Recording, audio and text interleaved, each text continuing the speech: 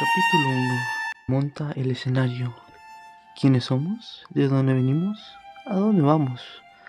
Vivimos bajo la sombra de un gigantesco interrogante. Lentamente, pero con un coraje persistente, empujamos el interrogante hacia aquellas líneas distantes, más allá del horizonte, en la cual esperamos encontrar las respuestas.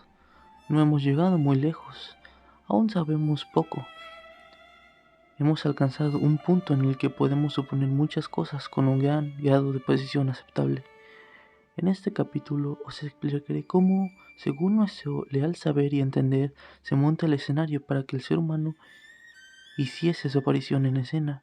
El ser humano fue el último en llegar, pero ha sido primero en desarrollar el cerebro para conquistar las fuerzas de la naturaleza. Por este motivo estudiaremos su historia, y no la de los gatos o los perros, los caballos, ni la de cualquier otro animal que a su manera también esconde una evolución histórica muy interesante. Al principio el planeta en el que vivimos era, por lo que sabemos ahora, una gran bola de material incandescente, una pequeña nube de humo en el océano infinito del espacio. Con el paso de millones de años, la superficie se quemó y quedó cubierta de una fina capa de rocas. Una lluvia torrencial interminable cayó sobre las rocas inertes. Erosión. El duro granito y arrastró aquel polvo hasta los valles que se escondían entre las altas montañas de una tierra humeante. Finalmente llegó la hora de que el sol atravesara las nubes y viera que aquel pequeño planeta estaba cubierto de charcos, que más tarde se convertirían en los poderosos océanos de los hemisferios oriental y occidental. Y un día sucedió el prodigio. Donde hasta entonces todo era material inerte, surgió la vida. En el agua del mar flotaba una célula. Durante millones de años, las células fueron a la deriva, a merced de las corrientes marinas. En ese tiempo adquirieron ciertos hábitos que les permitieron sobrevivir en aquella tierra inhóspita. Ciertas células desarrollan la habilidad de unirse y formar organismos pluricelulares. Algunos de ellos se encontraban más a gusto en las oscuras profundidades de largos y remansos marinos. Echaron raíces en los sedimentos viscosos, resultados de la erosión de las montañas, y se convirtieron en plantas. Otros prefirieron moverse y desarrollaron unas extrañas patas articuladas como la de los escorpiones para poder rastrearse en el fondo del mar.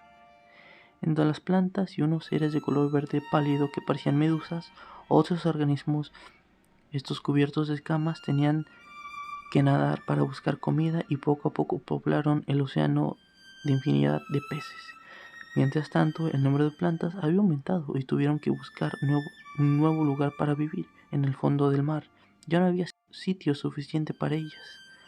Se vieron obligadas a dejar de buscar en aguas regañadientes y hacer un hogar en las marismas y ciénagas que se extendían al pie de las montañas. 2 veces al día, la marea las cubría de agua salada del océano. Durante el resto del tiempo, las plantas intentaban sacar provecho de su incómoda situación e intentaban sobrevivir en el aire enrarecido que envolvía la superficie del planeta.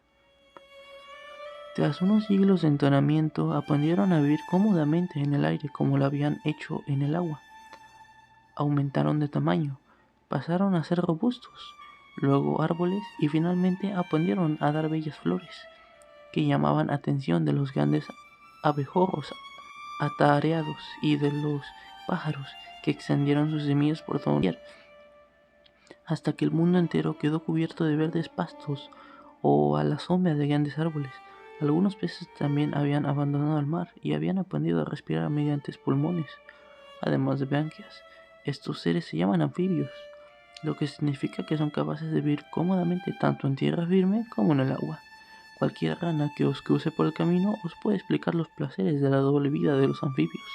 Pues fuera del agua, estos animales se adaptaron gradualmente a la vida en la tierra. Algunos se transformaron en reptiles, animales que se arrastran como los lagartos, y pasaron a compartir el silencio de los bosques con los insectos para desplazarse más rápido, y crecieron hasta tal punto que en el mundo quedó poblado de bestias gigantescas, a las que los manuales de ciencias naturales llaman isitosaurios, megalosaurios o beontosaurios de estas 9 y 12 metros de largo que hubieran podido jugar con los elefantes actuales como una gata lo hace con sus gatitos.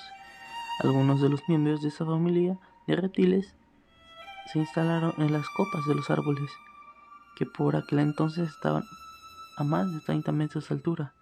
Ya no necesitaban las patas porque habían dejado de andar. Ahora saltaban en ramas en ramas.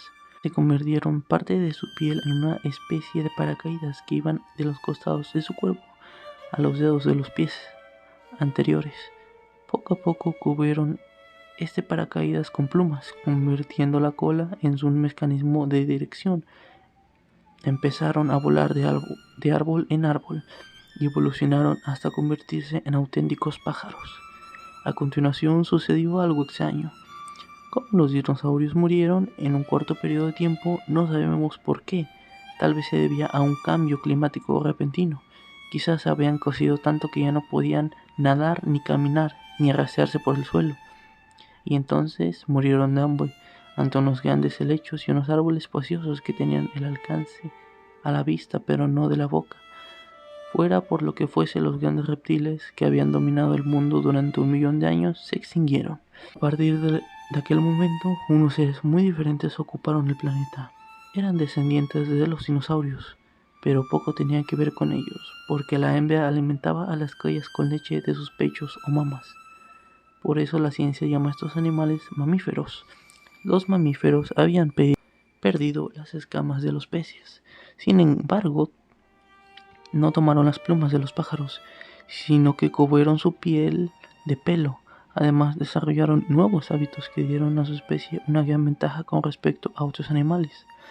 Las hembras llevaban los huevos dentro del cuerpo hasta que las crías estaban listas para romper el cascarón, mientras que el resto de los seres vivos habían dejado a sus pequeños a merced del frío y el calor, expuestos al ataque de cualquier bestia salvaje. Los mamíferos daban cobijo durante mucho tiempo hasta que podían enfrentarse solos a sus enemigos. Así que las crías de mamíferos tenían muchas más posibilidades de sobrevivir, porque aprendían muchas cosas de su madre. Como sabéis, si alguna vez habéis visto a una gata enseñar a sus gatitos a cazar ratones o a lavarse la cara, no es necesario que os hable mucho de los mamíferos porque los conocéis bien, estáis rodeados de ellos. Los veréis diariamente en la calle y quizá en casa. Además, tenéis a vuestros primos los monos en el parque del zoológico. Y ahora llegamos al momento de la separación, al punto en el que el ser humano abandonó el ciclo de vivir y morir sin sentido de sus predecesores y empezaron a utilizar la razón para moldear el destino de su especie. En particular, había un mamífero que era mucho más hábil que los demás para encontrar comida y cobijo. Había aprendido a usar las patas delanteras para sujetar a la presa, y de tanto practicar, las garras se convirtieron en manos. Tras innumerables intentos, habían aprendido a mantener el cuerpo en equilibrio sobre las patas posteriores. No es una posición fácil, pensad en lo que les cuesta a los niños. Y eso que los humanos los hemos hecho desde hace más de 1 millón de años. Este ser a caballo entre el mono y el hombre pronto se convirtió en el cazador con más éxito y se adaptó a todo tipo de clima. Para mayor seguridad se solía mover en grupo. Aprendió a hacer gruñidos que advertían a los cachorros de los peligros que los acechaban, y pasados unos cuantos centenares de miles de años empezó a usar ciertos sonidos culturales para hablar. Aunque os cueste creerlo, este ser fue vuestro primer antepasado.